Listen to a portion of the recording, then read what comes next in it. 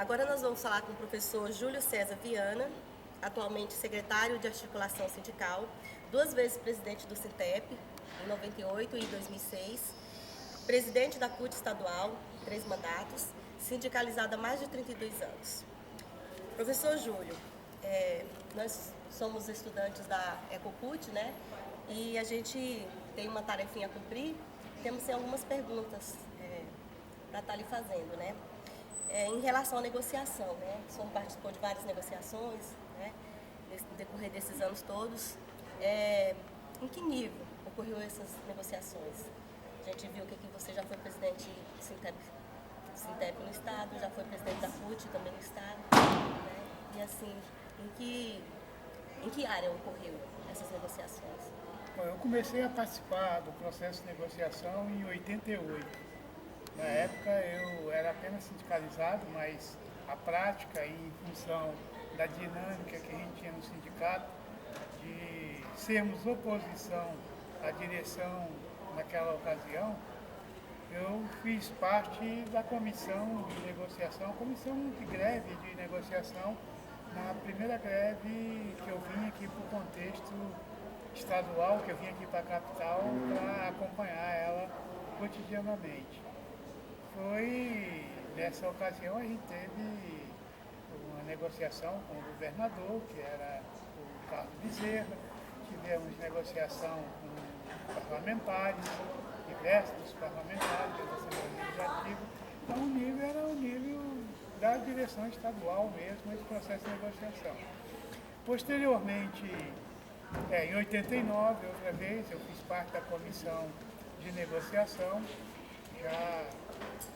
já fundado aí o Sintep, e nessa ocasião era diretor regional lá do Nortão. O Nortão, naquela ocasião, tínhamos só 5 direções regionais, viu, Valdeir? A direção regional do Nortão começava em Nova Mutum e se estendia mundo afora até os extremos daquela região lá. Então aqui é Nortão 1, 2, 3. E a Noroeste, né, aquela que é da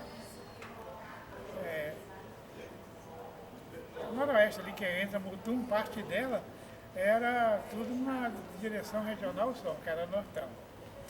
E nessa ocasião participei também da comissão de negociação em 89, quando a gente negociou o piso de 3 salários mínimos, entendeu? Foi estabelecido ali. Aliás, chegamos nessa ocasião ao maior salário que tinha sido pago pelo Estado. O salário aliás, era o piso de ES. O salário de professor nível médio chegava a 5 vezes e meia o salário mínimo da ocasião. Bom, depois eu vim participar do processo de negociação já como vice-presidente, quando assumi, substituindo o Carlos Abicalil, que se afastou para as eleições estaduais. Eu assumi a presidência quando nós estabelecemos aí a Lei Complementar 50, a LOPEB, a Lei Complementar 49, que é a Lei de Diretrizes e Bases da Educação Mato-Grossense, a Lei de Gestão Democrática, a Lei 7.040, que é a Lei de Gestão Democrática. E durante o período que eu estive na presidência, de 2000 a 2006, em diversas ocasiões nós estivemos participando do processo de negociação com o governador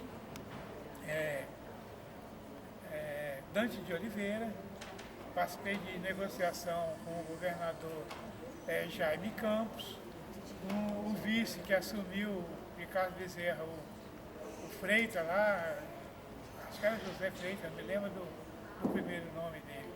Então, foi diversas ocasiões que eu tive nessa negociação. E nessas negociações, qual foi as principais dificuldades que o senhor percebeu?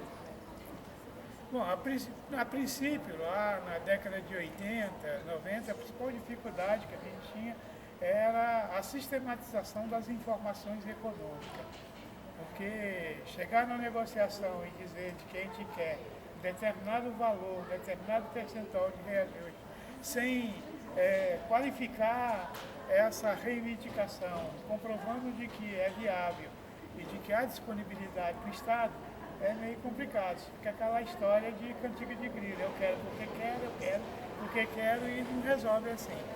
Então, a principal dificuldade era sistematizar, por falta de informações que a gente, do próprio Estado, da arrecadação e dos recursos públicos no Estado, falta de informação da Folha e principalmente por falta de instrumentos. Uma época que a gente fazia isso com uma calculadorazinha dessas simples, né? Não tinha o computador que sistematiza e que faz todos os cálculos. Já a partir do ano 2000 já facilita um pouco, porque o sindicato já tinha computadores, a gente já tinha um conhecimento melhor da própria estrutura do Estado, da receita, da folha de pagamento. Então a gente teve mais facilidade. Mas esse sempre foi o grande impasse, era sempre colocado nisso, a disponibilidade econômica do Estado. Partindo assim do que o senhor já falou, né, assim, a gente já observou que você já deu até resposta para a pergunta seguinte, né, que eram os resultados socioeconômicos dessas negociações, né. Mas assim, hoje, a sua visão, qual é o principal problema da categoria da educação hoje? Bom, eu acho que é bom um pouquinho só para te dar um destaque nessa questão dos resultados desses processos de negociação. Na verdade, a negociação ocorreu sempre em momentos de greve, momento de muita tensão, de grandes impasses e, em alguns momentos, né, de enfrentamento,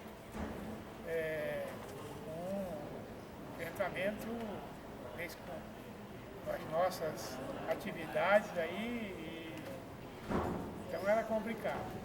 Mas acho que nós tivemos resultados bastante excelentes. A LOPEB, para mim, foi uma conquista que é referência nacional, a nossa lei de carreira.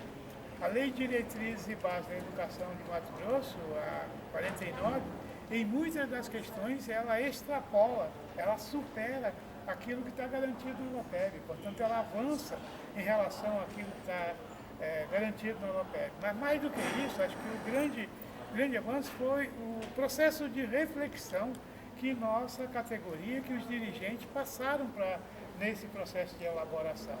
Porque a elaboração não foi feita por nós mesmos, né? E isso levou a muito debate, muita hora de reflexão, de busca, de saída para o impasse. Então, acho que não foram só resultados economicistas, foram resultados, antes de mais nada, de qualificação da gente como dirigente, como profissionais da educação, enfim. A outra questão que você coloca, repete para mim, por favor. Os principais problemas da categoria hoje? Acho que o principal problema da categoria, e não é de hoje, mas de sempre, é dar continuidade ao processo de avanço e de sustentação daquilo que nós já conquistamos. Entendeu? Mais difícil do que aprovar uma lei é a gente tirar esta lei do diário oficial, colocá-la no nosso cotidiano. Que ela seja concretizada. Exatamente, que ela seja, enfim, executada. Quando nós aprovamos a LOPEB, em setembro de 98, tinha uma caravana, tinha diversas caravanas aqui, a gente está na Assembleia Legislativa acompanhando o processo de votação, e fomos para o sindicato, já era umas 3h30, 4 horas da tarde, para almoçar ainda, porque a gente tinha passado a manhã e até essa hora lá dentro da Assembleia Legislativa. Aí, antes de servir o almoço, pediram para que eu fizesse uma reflexão sobre aquele momento. Parece que, meio que profetizando, eu disse que o mais fácil a gente tinha feito, que era aprovar a lei. E olha que não tinha sido brincadeira. Tinha sido uma greve de 45 dias, tinha sido um embate dentro da Assembleia Legislativa, tinha sido acampamento lá na SEDUC, que não foi um processo fácil. Mas para mim o mais difícil era justamente fazer com que aquilo que foi aprovado na Assembleia Legislativa naquela tarde fosse executado, fosse colocado em prática, nos garantisse. E ela cumpriu, e nós cumprimos com esse papel. E fomos além, superamos a lei complementar 50, garantindo a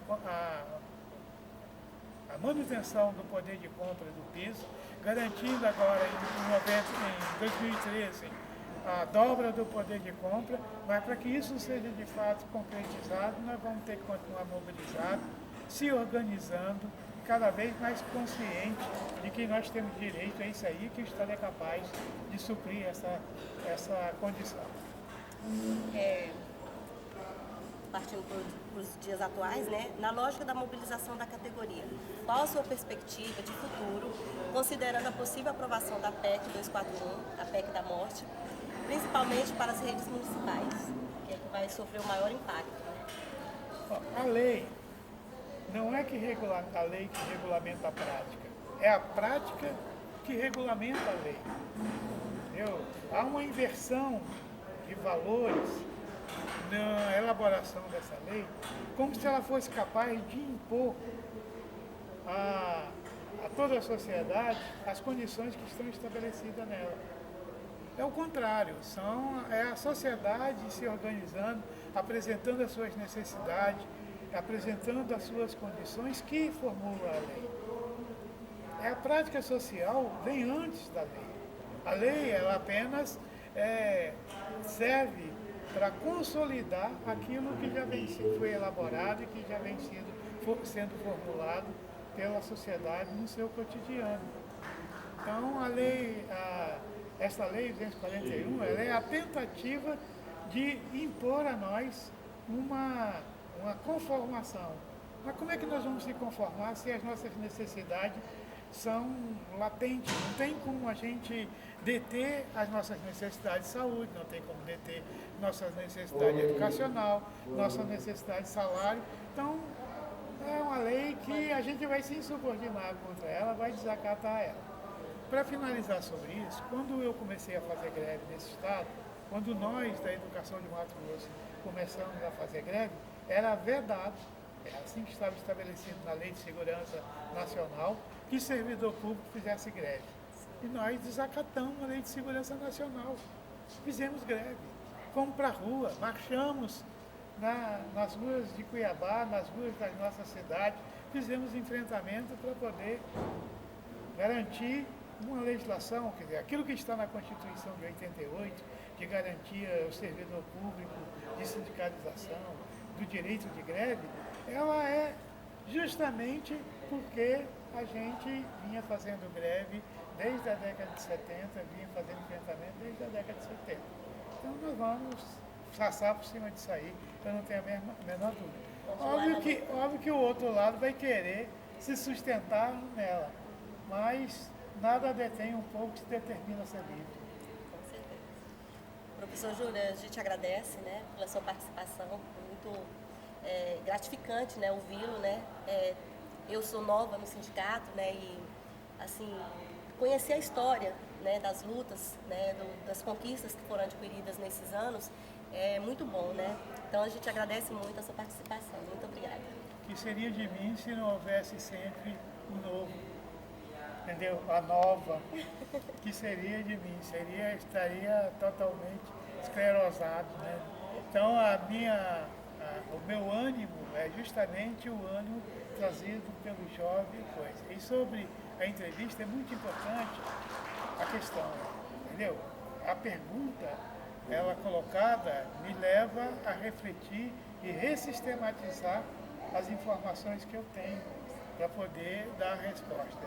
E aí dessa forma que eu imagino que a gente constrói o conhecimento, a partir da pergunta que vocês fizeram. Então eu que agradeço pela oportunidade da entrevista e pelas perguntas formuladas, que ainda vai dar muito o que eu pensar ainda hoje, essa semana, algum tempo, sempre que eu estiver lembrando desse momento, e buscando a resposta.